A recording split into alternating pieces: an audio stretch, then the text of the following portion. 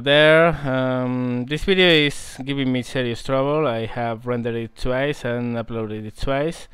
I'm going to have to redo it from scratch because I don't know what's wrong with Vegas. The rendering is not doing it well. So I have to even redo the whole commentary. So, well, I'll try it once again, and if it doesn't work well, I'm sorry, I'll try to fix it when I come back. See you! Hello again, and welcome to Rhyme Baby's War Thunder playing analysis.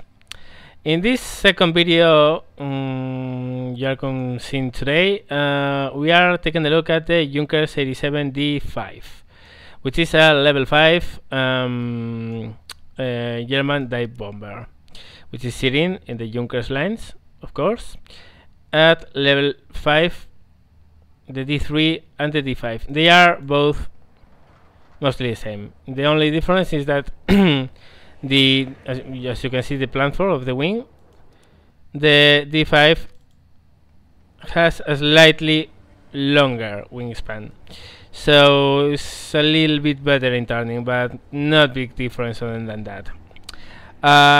This is a pretty nice dive bomber in many ways. First of all, I have to say that it's slow. It's very slow, and it's draggy. It has a lot of drag, and it's not that powerful. So it's slow, cumbersome, doesn't accelerate well, doesn't climb at all. But well, if needed, and if you have a speed, you can pull 1 or 2 turns, not more than that, but because then your speed will be gone, and probably you as well. This is a dive bomber. This is an evolution of the level 3 Stukas, the B2 and the R2. You'll have played this by now, so you know how it was. 200 kilograms under here and 450 kilograms here. This is actually not a that effective dive bomber because you can only rely on this one to make any damage, and it's only a 250 kilogram bomb. So, well, it's not bad, not the best. But this thing, oh boy, is different. First of all, differences. It can load, and it's actually its only bomb load. It can bomb 500 kilogram bombs and 250 kilogram bombs. 2 under the wing, the big one in the belly. What this means is that this thing has 3 bombs able to destroy pillboxes, heavy tanks, a destroyer its bomb actually. So with this thing you can pick 3 destroyers and destroy them in rapid succession. So it has a very useful bomb load. That is the first thing. 3 bombs, 3 very good bombs. In the Stuka B and R, it was just 1 bomb. I mean, the Stuka one had 1 of these, and then the useless 50 kilograms. So yeah, it's a very nice improvement. Second difference, the gunner. It fires different machine guns. It's an MG81, which fires super fast. So this thing actually can get you some kills in low tier planes. Against something level 5 or higher, don't rely on it because probably they are going to kill you before you kill them. But the gunner here actually helps quite a lot, in fact. Second difference, in the Stuka B and R you had a couple of machine guns in the wings. Well, here you have a couple of 20mm cannons. See, MG151 cannon times 2. What this means is that this thing in a head-on is pretty respectable, and also can just try to fight for himself if it has speed. Don't really think you are in a fighter. We are going to see this in the video. Don't really think you are a fighter because you are not. These things are there to help, to strafe, because they can do a lot of damage to ground targets, but they are there for self-defense only. Don't go aggressive on this thing against enemy fighters because you are going to die. and I can tell you that you are going to. About how it flies, I told you, slow, slow, slow. It's a very slow plane, not as slow as one of the flying boats, but it's not fast by any means. It doesn't accelerate very well, it doesn't climb very well, so you will just want to put your altitude as much high as you can before you reach your target, then dive, drop the bombs, zoom away, and get the hell out of the zone, because if an enemy fighter goes for you, you are going to have a very bad time. Once you are away, you climb back, you reload, and once you have enough altitude, come back and destroy more things. This is basically how you fly the Stukas, and this is how you fly this thing. So let's take a look and see how they fly. So there we go, port map. As you notice, I don't have the bombs. I have dropped it as the game started. If you want to win a little bit of more altitude at game start, just drop your bombs. Be careful not to hit anything friendly, and there you go. You have a better climb rate from the game start. I know game purists and simulator purists are going to freak out when they see me doing this, but hey, you have short reload for bombs, so you can do it, and everyone can do it. It's a level playing field, and this is arcade, not for realism or historical battles. This is something you can do, and it's okay to do so. As you see, I dropped them again.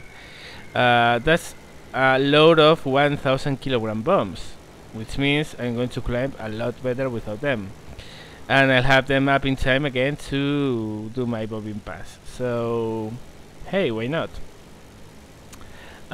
Taking a look at what's below me and see which is going to be my angle of attack and which are going to be my targets. Also keeping a look on my surroundings, just in case someone is going for me right now, an enemy fighter or something. I see a 109. Right now I'm not really worried because he's lower than me and he's going for that Wellington. And yes, selecting exactly the targets I'm going for. As you can see, I get across the enemy lines. I don't do just a forward pass. I'm coming to the side, and then I'll have more enemy targets lined up. So I start the dive, take a look at what's going to be my target, and get ready to release the bombs. Target marker, bomb, bomb. There's another thing there, so bomb, and get the hell out of there. You notice we entered a dive at 3,500 meters, and now we are zooming again, and the problem with this plane is that it's so lacking in aerodynamics that you are going to lose a lot of altitude with the zooms. You see, we entered at 3,500 meters, and now we are at 1,500, which is a loss of 2,000 meters. So between passes you have to regain altitude, you have to beat your time, head back to friendly lines, and just win some altitude back before doing the next pass, because if you don't have any altitude you are basically dead. Again, I drop bombs, more climb rate. Actually, I think in the videos you're going to see the only time I do it is in this one. So yep. Turn around and get lined for the next pass. The thing about the bombs dropping is that a lot of people are going to look down about that on that. So well, I just used it in one of the videos so you guys could see that this can be done, and in my opinion it's fine.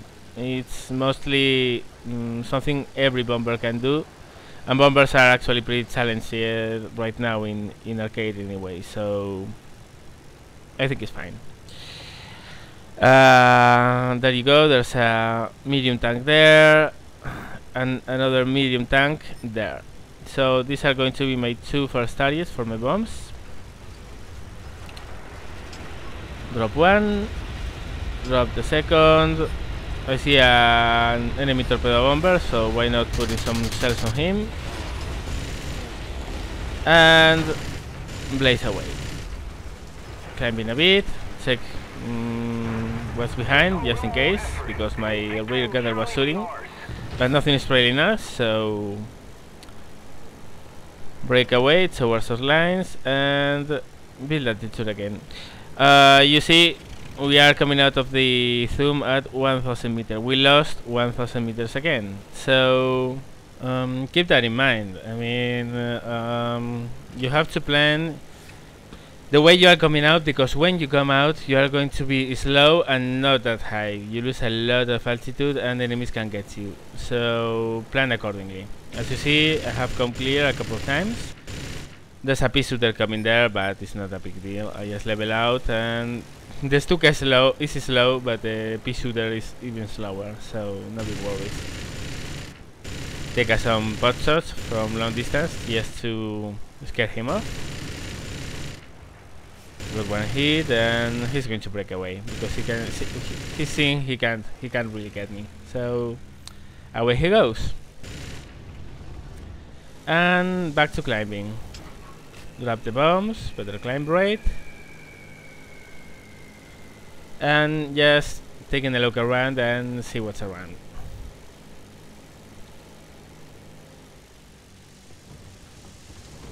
I start turning towards the objective area again. I'm at about 2000 meters, so it's good. And now I see there's a guy coming for me, and that's a G6. So now, at this moment, I already know I'm pretty much fact, because G6 30 millimeters is going to do some job of me. So at first I think of, okay, I'll try to shoot at him, but no sense. And I think, okay, I'm going to go the other way and try to get him with my rear gunner, but come on, 7.92 millimeters versus 30 millimeter cannons. No. You see, I'm thinking what to do. The sad truth is I can't do anything. I can just try to break away and hope for someone to come to help. But with those guns, he only needs one hit, and I'm gone. And that's the side story of a Stuka driver's life. Fjords. Here I keep my bombs. You see, I'm not dropping them. I'm not. Besides, I'm not trying actually to climb, so I'm just keeping my altitude, and I'll go for the ground targets directly. Take a look at what's around, what can be a threat and what not, and head for the reeds there, because I know tanks are going that way. So my plan is to go to that reeds and drop my bombs, come out to my left right now towards the mountains, reload the bombs, and then go for the armored column, which is near the enemy base.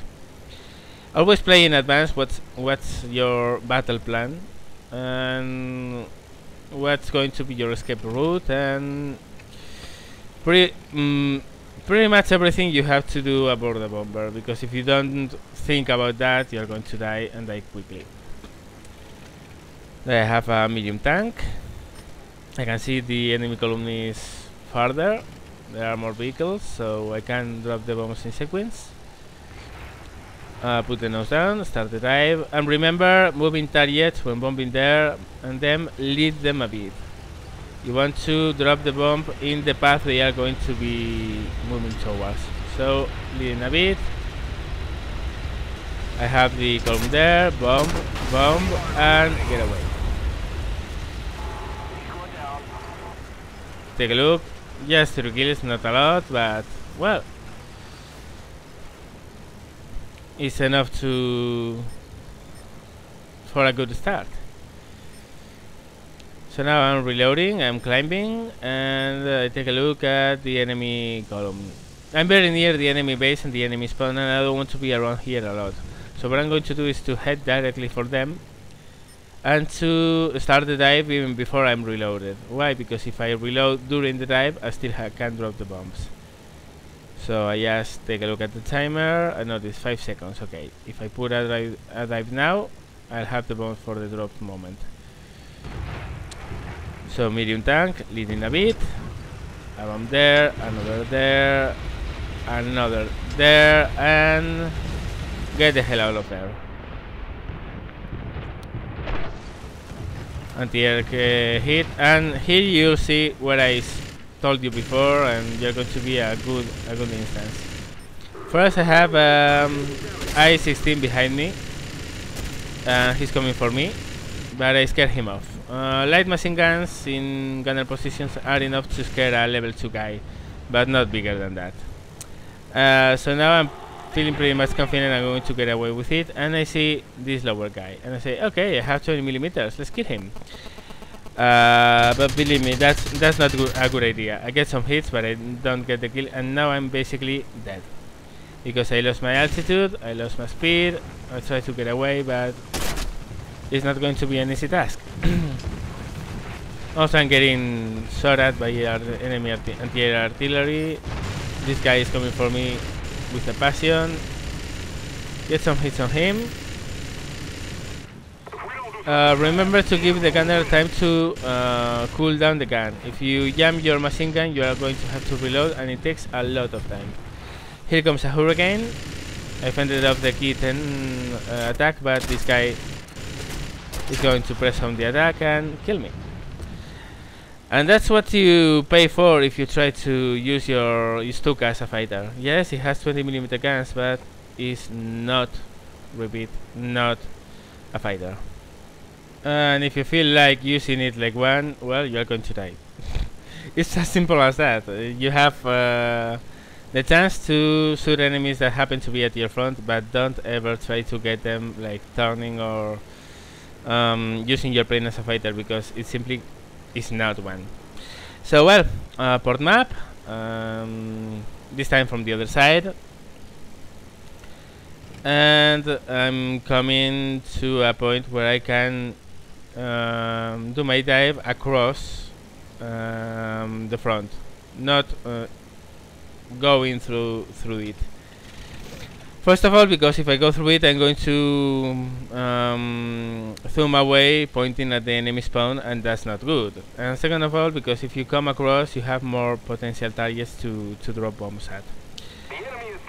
So I reach what I think is a good point to land my attack, and I'm soon going to, there you go, start turning. And then I see several enemy bombers and coming my way, and hey, I have 20mm cannons and I can put them to work here. Why? Because I don't have to turn, I just have to keep on going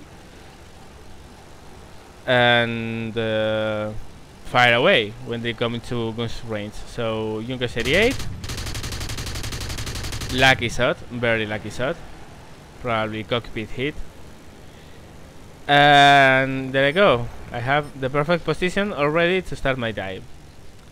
So down I go. Select my first target. There are 2 medium tanks there. There's going to be a bomb for each one of them.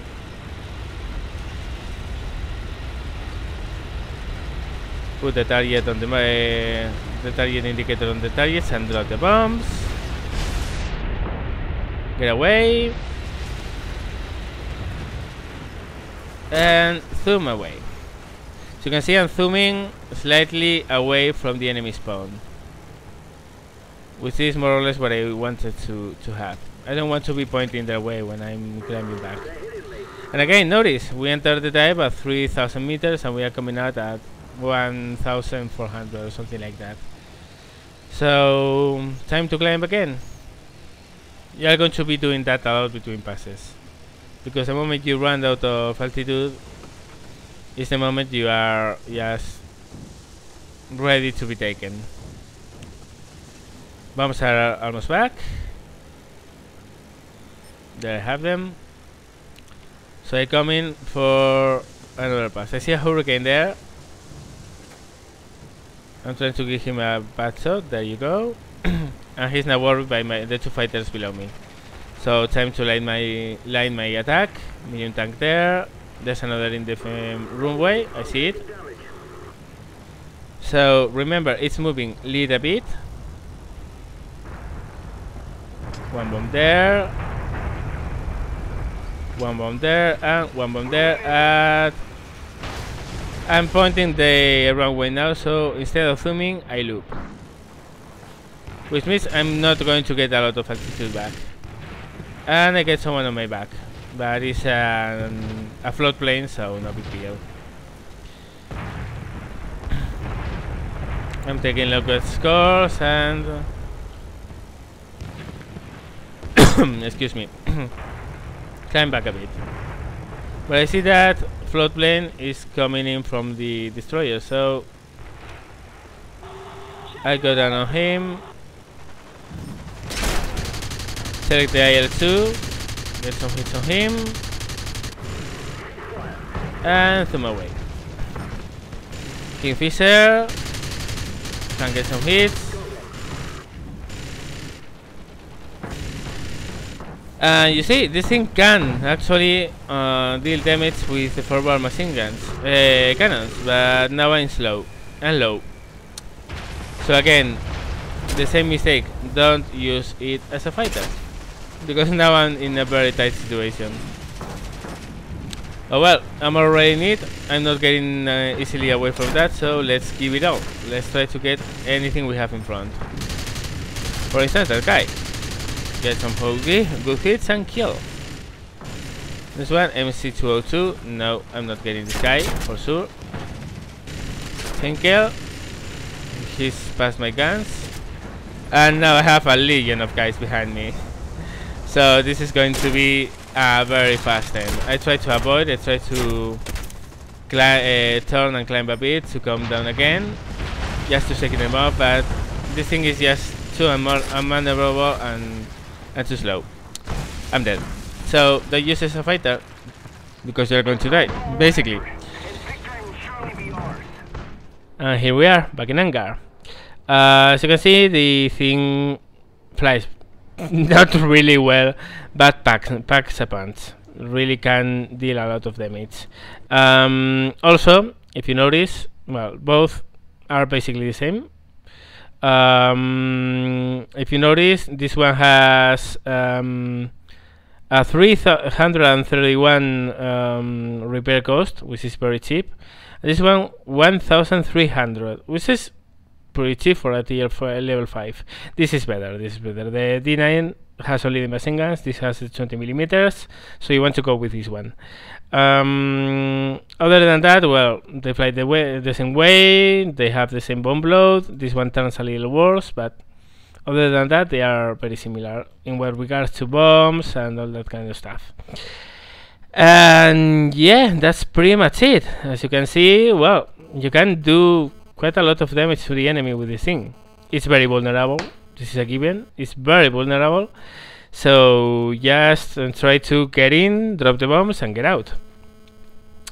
And I think this pretty much sums it up for today's videos. I hope you enjoyed both of them. I hope they help you. And I hope you have a nice weekend, because the sooner I'm uploading something, it's going to be Monday. So, well, have a nice one.